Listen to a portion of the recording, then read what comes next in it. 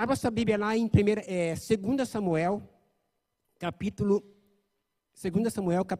1. Nós estamos nessa campanha, agora ficou bom. Nós estamos nessa campanha, restauração espiritual e emocional, desfrutando da vida abundante. Mas antes de nós irmos para a palavra, eu queria fazer uma pergunta para você.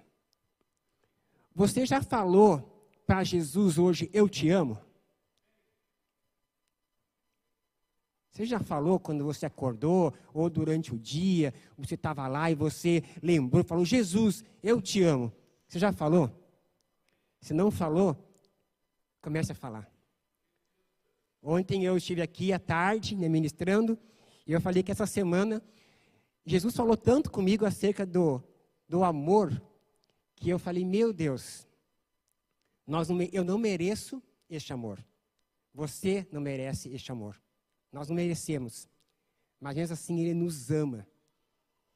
Ele nos ama. E eu fui tão abastecido essa semana com o amor de Jesus.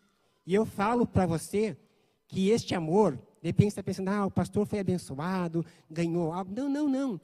É o amor mesmo, o amor. Nada assim que veio de diferente. Aliás, até veio, mas na questão de Jesus, o amor. Eu pude sentir dentro de mim o quanto que Ele me ama. O quanto que Ele me ama. E eu falei, Senhor Jesus, eu também te amo. Eu também te amo. Então, comece a falar para Jesus. Senhor Jesus, eu te amo. Acorda de manhã. Senhor Jesus, eu te amo. Vai almoçar? Eu te amo. Estou trabalhando? Senhor Jesus, eu te amo. Crie este hábito. Crie isso dentro de você. Muitos aqui falam para os filhos, para a esposa, para o esposo, eu te amo. Mas muitas vezes não fala para Jesus. Eu te amo. E Ele quer ouvir de mim e de você, eu te amo. Amém? Vamos lá então, 2 Samuel, capítulo 1. Nós vamos passear um pouquinho pela Bíblia hoje. Mas antes quero fazer uma pergunta. Se fosse para você escolher hoje, em qual dessas áreas você gostaria de ser restaurado? Espiritual ou emocional? De repente, uns falariam emocional, outros espiritual, ou talvez alguns, os dois, pastor, Mas, se fosse para você escolher hoje, o que você falaria? Qual dessas áreas que você pediria para Deus? Senhor, restaura isso em mim. E eu quero falar nessa noite, dentro deste tema, restauração emocional e espiritual, eu quero colocar aqui, se Deus permitir esse tempo que eu tenho de colocar, sobre 4 personagens bíblicos, falando um pouco sobre as emoções e sobre a vida espiritual. Duas mulheres e 2 homens, eu vou colocar. Vamos começar aqui primeiramente por 2 Samuel, capítulo 1. E depois da morte de Saul, voltando Davi, desculpa gente, espera aí, não é, estou falando errado, é 1 Samuel. 1 Samuel, capítulo 1. Isso. 1 Samuel, capítulo 1. Nós vamos ler do versículo 4 em diante. Me perdoe. 1 Samuel, capítulo 1, versículo 4 em diante. E sucedeu que no dia em que Eucana sacrificava, dava a ele porções do sacrifício a Penina, sua mulher, e a todos os seus filhos e a todas as suas filhas. Porém a Ana dava uma parte excelente, porquanto ele amava Ana. Porém o Senhor lhe tinha cerrado a madre.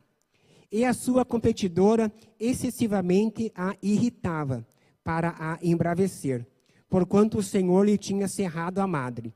E assim o fazia ele de ano em ano, quando ela subia à casa do Senhor. Assim a outra a irritava, pelo que chorava e não comia. Então Eucana, seu marido, lhe disse: Ana, por que choras? E por que não comes? E por que está mal o teu coração? Não te sou eu melhor do que 10 filhos? Então Ana se levantou, depois que comeram e beberam em Siló. E Eli, o sacerdote, estava sentado numa cadeira, junto a um pilar do templo do Senhor. Ela, pois, com amargura de alma, orou ao Senhor e chorou abundantemente. E voltou um voto dizendo: Senhor dos exércitos, se benignamente atentares para a aflição da tua serva e de mim te lembrares, e da tua serva te não esqueceres, mas a tua serva deres um filho varão, ao Senhor o darei por todos os dias da sua vida, e sobre a sua cabeça não passará navalha.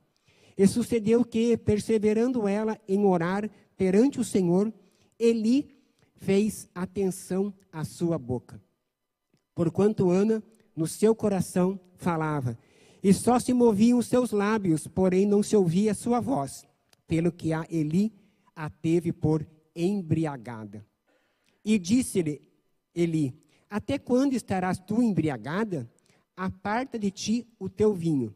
Porém Ana respondeu e disse: não, Senhor meu, eu sou uma mulher atribulada de espírito, nem vinho, nem bebida forte tenho bebido, porém tenho derramado a minha alma perante o Senhor.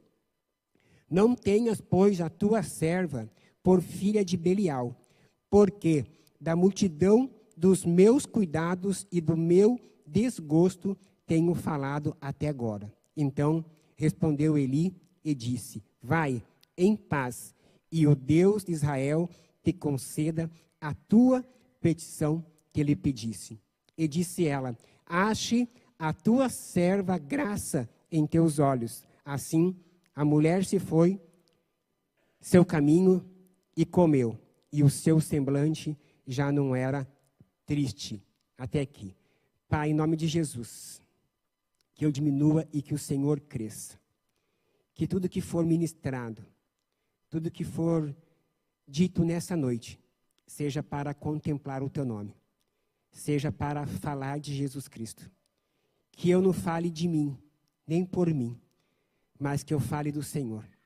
Que eu traga nessa noite, através da tua palavra, o entendimento para os teus filhos e tuas filhas que estão aqui nessa noite.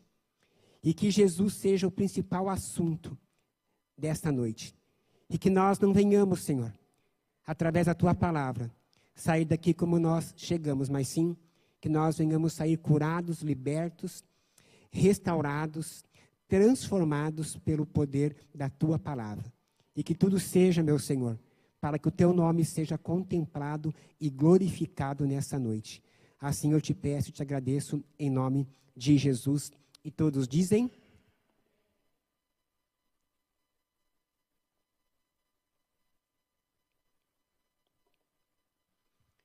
aqui nós vemos a história de Ana, né? Nessa história que muitos já conhecem, a história de Ana, mas aqui eu não quero falar nessa noite sobre o voto que ela fez. Mas eu quero falar que aqui nós vemos a história de uma mulher que ela tinha as suas emoções feridas. Quando você vê aqui, ela, além dela ela era humilhada pela sua competidora, que era Penina, mulher de Eucana, seu esposo. Penina podia ter filhos e Ana não. E Penina, ela humilhava Ana. Ela irritava Ana, a ponto dela ficar irritada, frustrada, ficava com as suas emoções abaladas, ficava triste, amargurada por conta disso. E ainda como se não bastasse isso, ela passou por situações com pessoas que ela menos esperava. E que eu acredito que nem eu e você esperemos passar por essa situação com dois tipos de pessoas que nós não esperamos.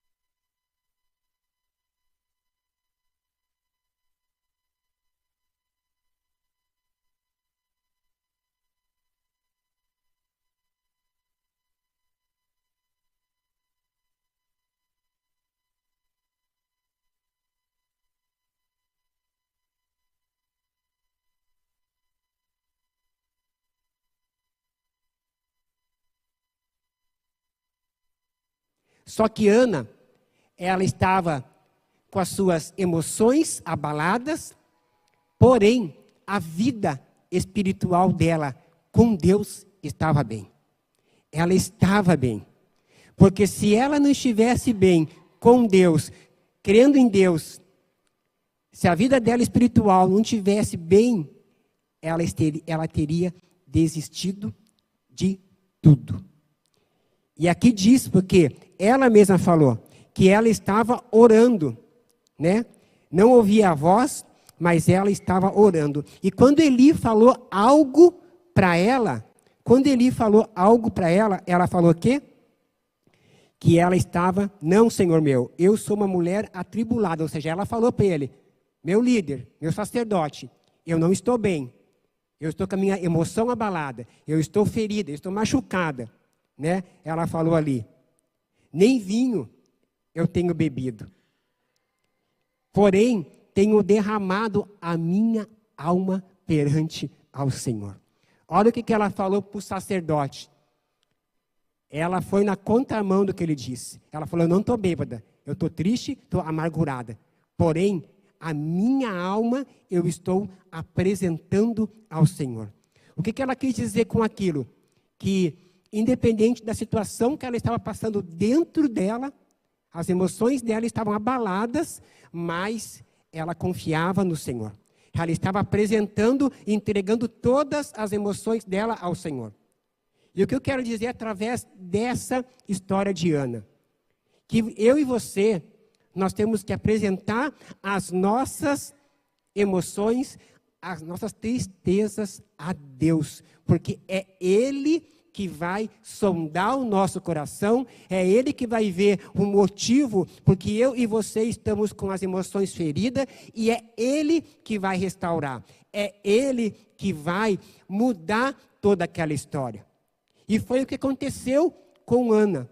Se ela tivesse agido diferente, talvez não teria acontecido isso que aconteceu. Porque a gente vê que depois que ela falou para o sacerdote, foi como se ela tivesse dado um tapa nele. Porque depois ele falou que no final, vai em paz e o Deus de Israel te conceda a tua petição. E ali diz que depois disso, o semblante dela já não era o mesmo, ou seja, ela já estava alegre, ela já estava feliz, porque ela tinha apresentado para aquele que podia curar as emoções e que podia mudar toda a história dela.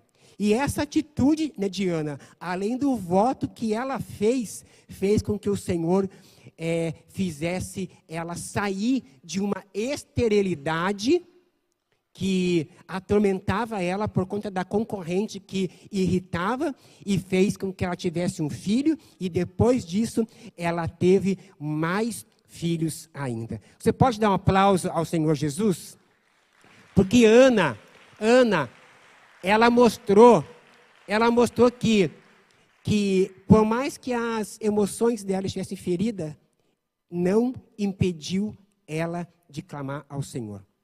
Como que você tem se posicionado quando as suas emoções estão feridas? Você tem falado, hoje eu estou tão triste que eu não tenho nem força para orar. Ana não saiu a voz dela, ela apenas mexeu os lábios. De repente você já passou por um momento assim, de estar tão triste, ou você está passando, mas deixa eu te dizer algo, no momento que você, independente de como você está, você apresentar a sua causa, você apresentar a sua alma ferida ao Senhor, Ele, o nosso Deus, Ele tem poder, em nome de Jesus, de curar as suas emoções, de restaurar o que precisa ser restaurado. Amém? Vamos falar de outra pessoa, que foi o inverso disso. Mical. 2 Samuel, capítulo 6, do 16 ao 23. 2 Samuel.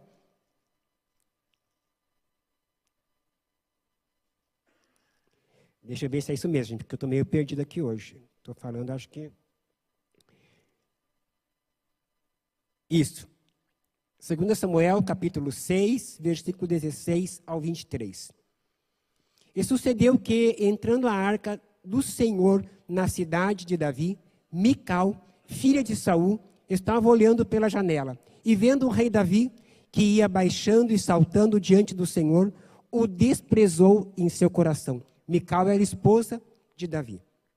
E, introduzindo a arca do Senhor, a puseram no seu lugar, na tenda que Davi lhe armara, e ofereceu Davi holocaustos e ofertas pacíficas perante o Senhor. E, acabando Davi de oferecer os holocaustos e ofertas pacíficas, abençoou o povo em nome do Senhor dos Exércitos, e repartiu a todo o povo e a toda a multidão de Israel, desde os homens até as mulheres. A cada um bolo de pão e um bom pedaço de carne e um frasco de vinho. Então foi-se todo o povo, cada um para a sua casa. E voltando Davi para abençoar, ele estava voltando para abençoar a sua casa também. Mical, filha de Saul, saiu a encontrar-se com Davi e disse: quão honrado foi o rei de Israel, descobrindo-se hoje aos olhos das servas de seus servos, como sem vergonha se descobre qualquer dos vadios.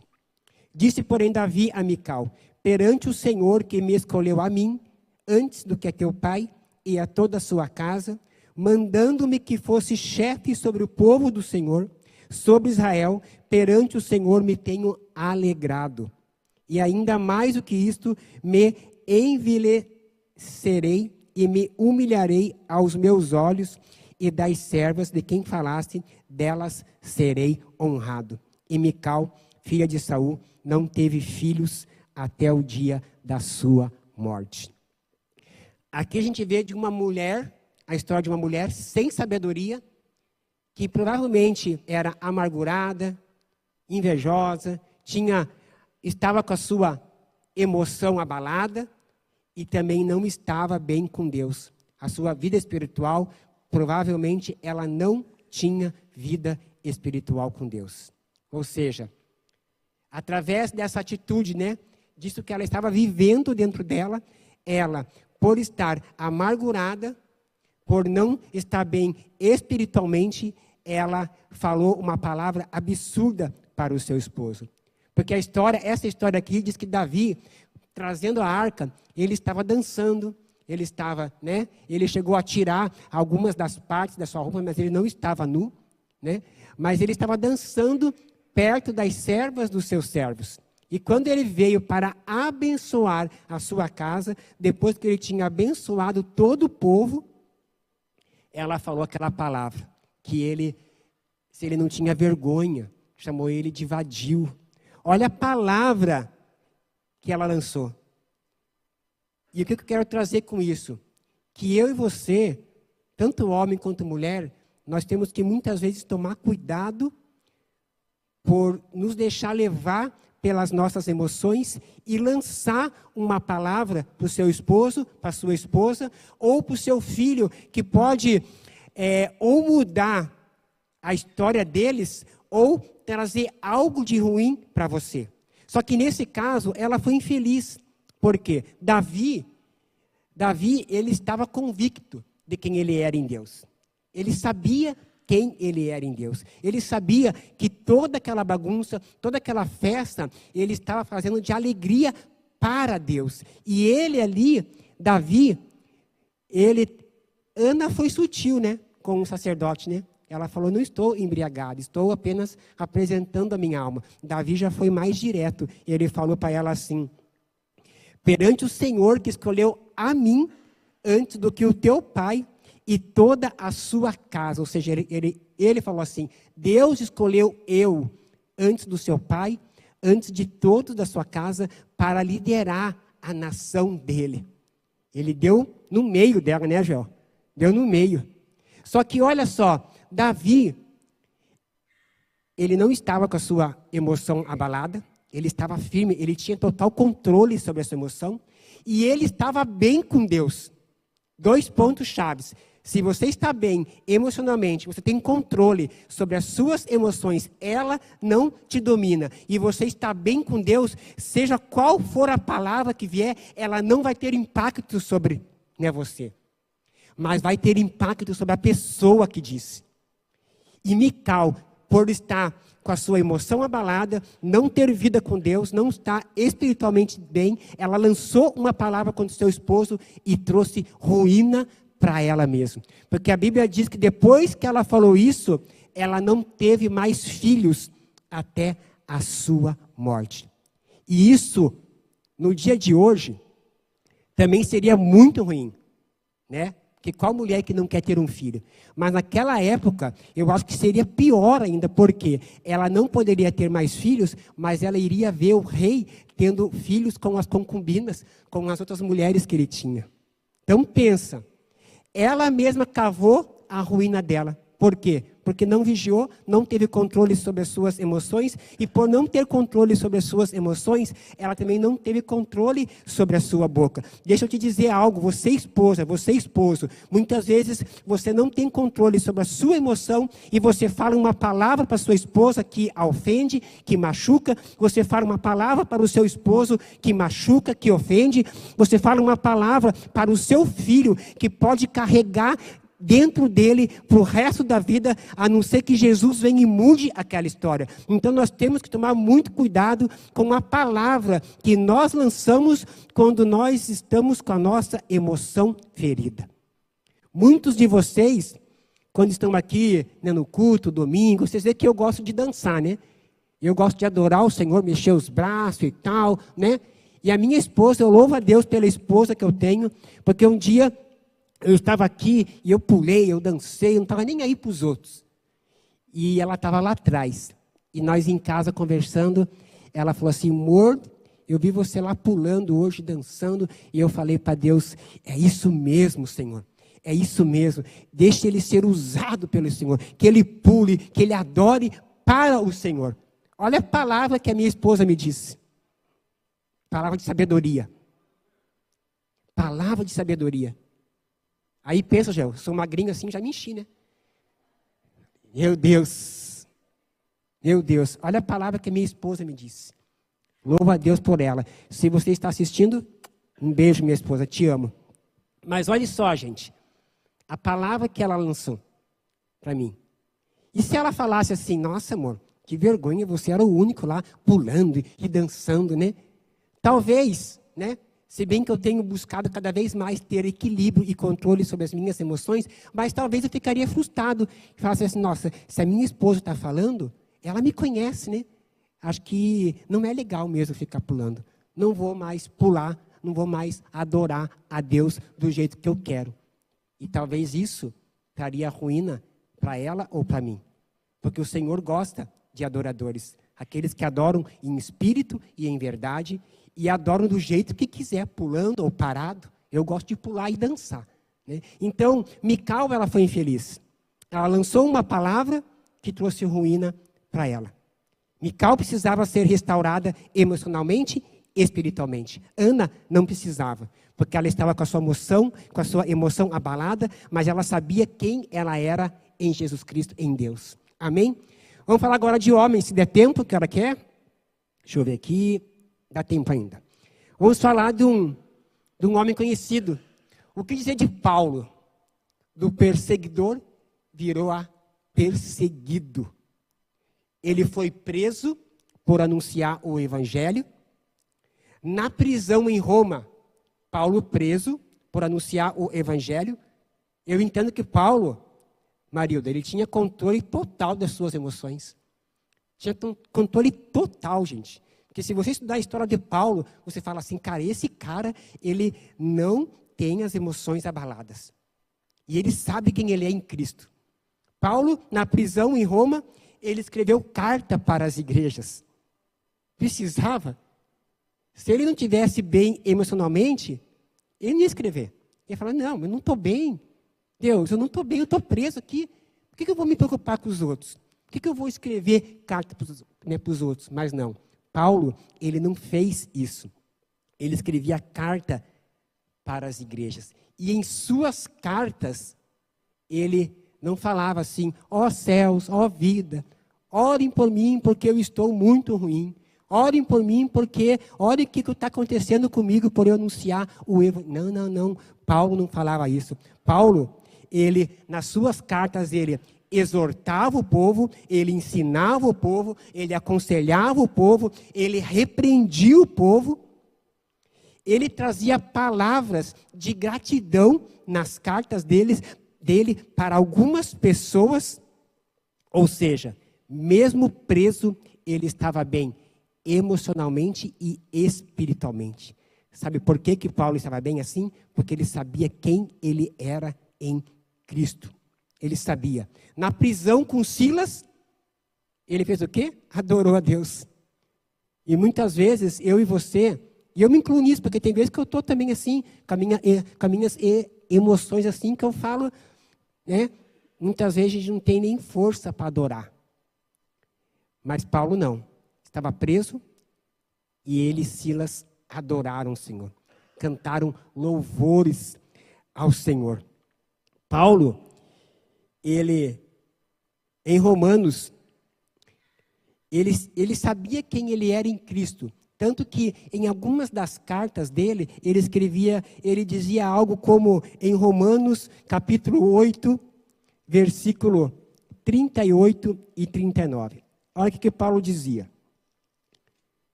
38. Porque estou certo de que nem a morte, nem a vida, nem os anjos, nem os principados, nem as potestades, nem o presente, nem o porvir, nem a altura, nem a profundidade, nem alguma outra criatura nos poderá separar do amor de Deus que está em Cristo Jesus, nosso Senhor. Na prisão, ele falava isso.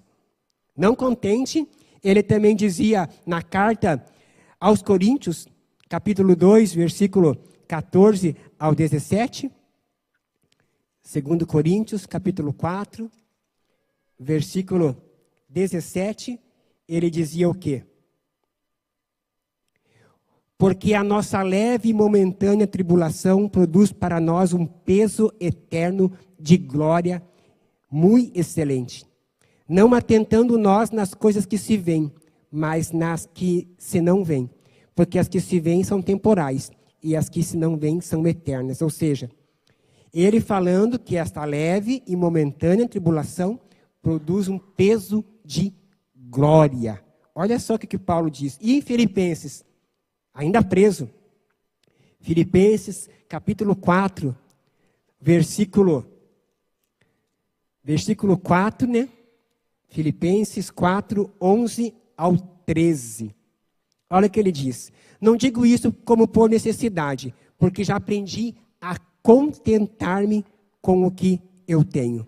Sei estar abatido e sei também ter abundância. Em toda maneira e em todas as coisas estou instruído, tanto a ter fartura como ter fome, tanto a ter abundância como a padecer necessidade. E ele finaliza, posso todas as coisas naquele que me fortalece. Você pode dar um aplauso ao Senhor Jesus, mas não aplauda de boca fechada, aplauda glorificando ao Senhor. Aleluia.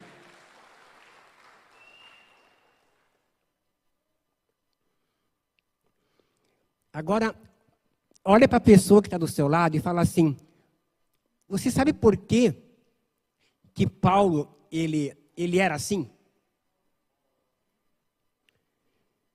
Sabe por que Paulo era assim? Porque além, Marilda, dele saber quem ele era em Cristo, ele não se contentava só com isso. Ele queria imitar Cristo. Ele queria imitar. 1 Coríntios, capítulo 11, versículo 1. Olha o que ele diz. Sede meus imitadores, na carta dele para o povo. Sede meus imitadores, como também eu sou de Cristo. Não basta apenas eu e você nos contentarmos de saber quem nós somos em Cristo, mas também nós imitarmos a Cristo. E Paulo, ele aguentava tudo, ele tinha controle sobre as suas emoções, porque ele sabia quem ele era em Cristo, mas ele também imitava a Cristo. Por isso que ele passou por tudo isso, porque ele imitava a Cristo. Acho que quando vinha alguma coisa, ele lembrava, não, ele também foi preso, ele também foi perseguido, ele também foi humilhado. Então eu vou imitar ele. Se ele tinha controle das suas emoções, eu também posso ter. Paulo falava assim, eu acredito. Porque ele imitava a Cristo. Quando eu e você imitamos a Cristo, nada e ninguém tem poder de afetar as nossas emoções.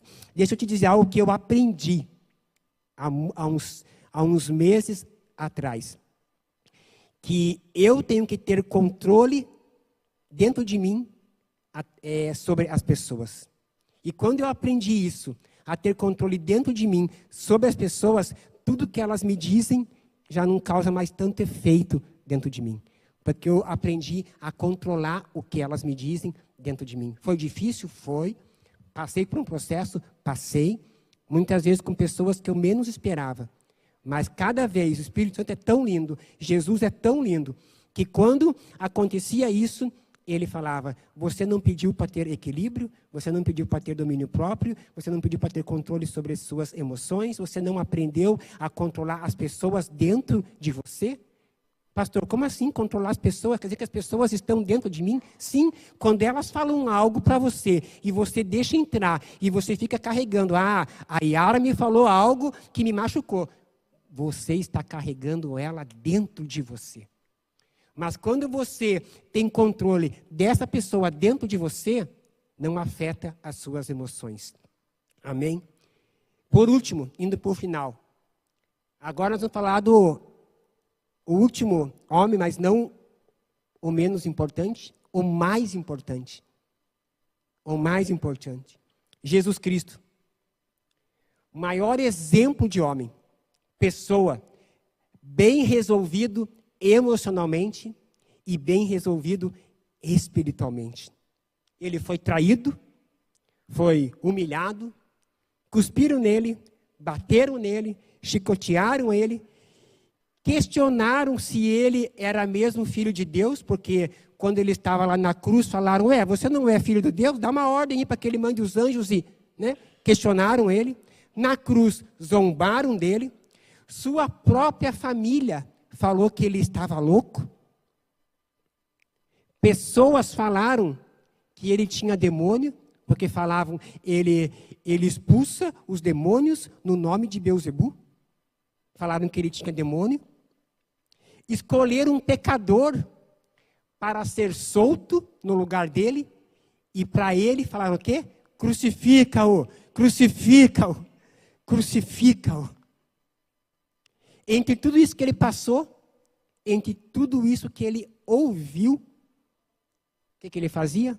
Ajudava o próximo, curava os enfermos, os paralíticos, aconselhava os seus discípulos, amava os seus discípulos, amava até aquele que ele sabia que ia trair. Olha como que ele deu o maior exemplo, gente, de que eu e você também podemos ter controle sobre as nossas emoções.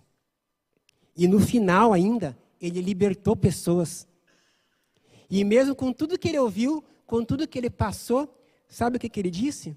Pai, perdoa-lhes, porque eles não sabem o que fazem. Gente, é só quem tem controle sobre as suas emoções, é só quem está bem espiritualmente, quem sabe o que é em Cristo, quem tem a identidade de Cristo, quem sabe que é filho do Deus vivo, supera tudo e todas essas coisas. Se eu e você tivéssemos esse entendimento, essa convicção, e nós vivêssemos isso, nós não precisaríamos estar passando por uma campanha de restauração emocional e espiritual. Mas nós precisamos, porque ainda nós não conseguimos chegar nesse auge aonde Paulo estava, sendo imitador de Cristo.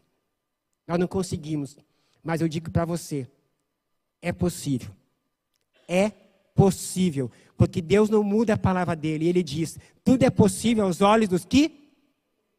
Então, se você crê, se você recebeu essa palavra, e você crê, e você bater no peito e fala, eu quero ser que nem Paulo, eu quero ser que nem Cristo, eu quero ser que nem Ana, não quero ser que nem Mical, não quero, mas eu quero ser que nem eles, e tantos outros que se você ler a Bíblia, você vai ver quantos exemplos de homens e mulheres tem para mim e para você.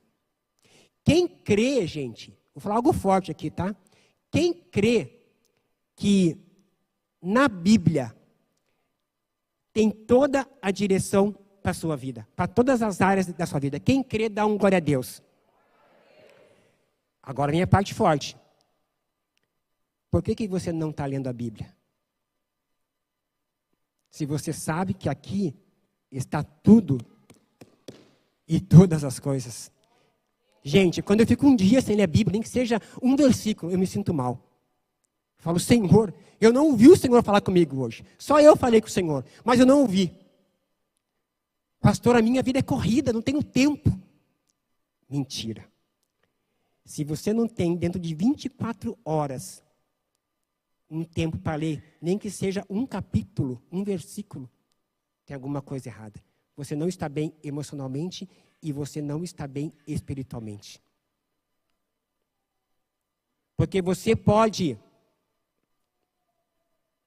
comer. Esse dia eu vi algo bem interessante. A pessoa falou bem assim: pensa, você vai num restaurante e você, Joel, vê aquele pratão de camarão, aquele camarão grandão assim, sabe? Que você nunca fala, nossa, que camarão grandão isso.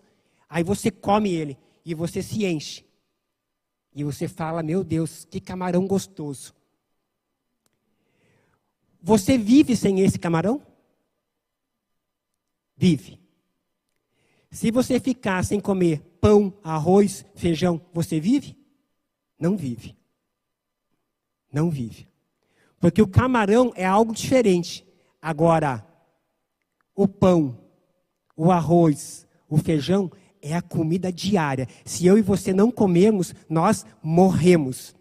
A mesma coisa é isso aqui. Se eu e você não nos alimentarmos disso, nós morremos. Nós morremos emocionalmente e espiritualmente.